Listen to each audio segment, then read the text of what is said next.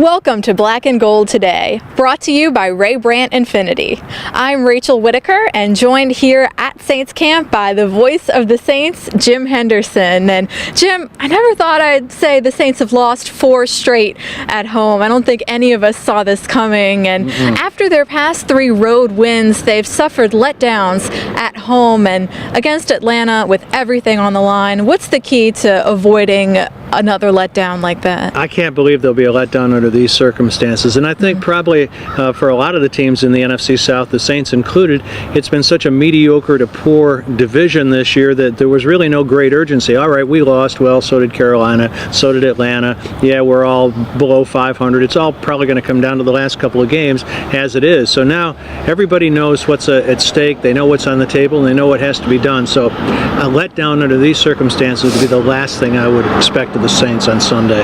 Right, and the Saints and Falcons always have competitive games. The past 5 have been decided by 10 points or less, and always a little trash talk mixed in sometimes, but I expect this game to be as competitive as it gets. Yeah, and Mike Smith has not had a great track record coming to New Orleans. He's 1-5 here. The Falcons have lost their last 3 here and 7 of their last 8, and I think that's why the odds makers are making the Saints, the last check, 6.5-point favorites, which somewhat surprised me, but they're buying back into the mystique of the Superdome and the ability of Saints fans to rally this team under circumstances such as these. Right, and against Chicago, Drew Brees said, hey, we have everything to play for right now. It's all in front of us, and they came to play on defense. They rattled Jay Cutler. He just looked like he had no grit whatsoever. I mean, so do you expect the defense to look similar to what it did at Chicago? Only if they can bring Jay Cutler in here and put him behind center for the Falcons. That team was in such total disarray that no, I would expect the defense to continue to play better than it did, say,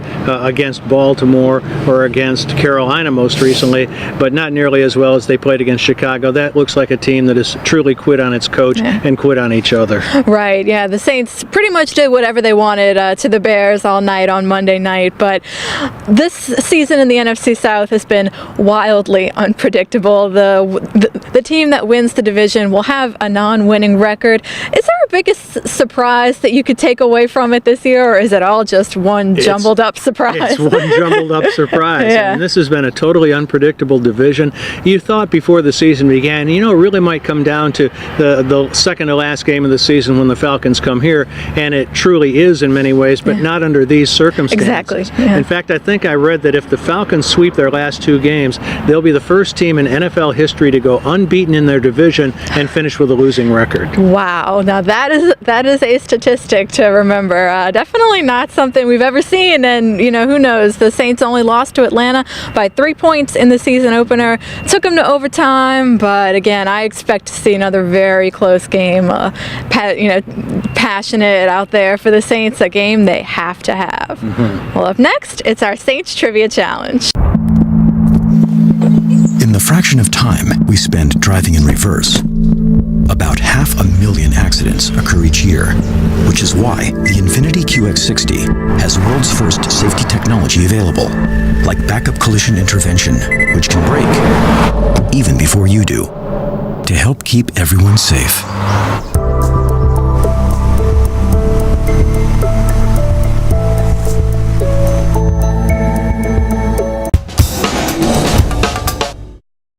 Welcome back. You'll remember this week we asked you, who was the interim coach in 1975 who led the Saints to a 23-7 win versus Atlanta in the first game after John North was fired? And the answer was Ernie Hefferly, which we heard many of you sent in the correct answer, and that was Hefferly's only victory, actually, during his Saints tenure. He went 1-7, and then Hank Stram took over. All right, Jim, you can go ahead and do the honors this week. My pleasure.